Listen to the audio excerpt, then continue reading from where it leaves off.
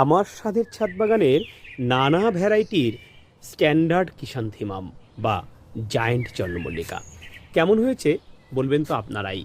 আমি খুব ছোট্ট সময়ের মধ্যে এই শর্ট ভিডিওতে দেখিয়ে দেব আমার ছাদ বাগানের জায়েন্টের কালার কি হয়েছে। এবার রয়েছে সারলেমোনাক, রয়েছে কোকা কিঞ্জন, কোকা সুজন, ডরিস, স্নোবল ইত্যাদি নানা রকম ফুল।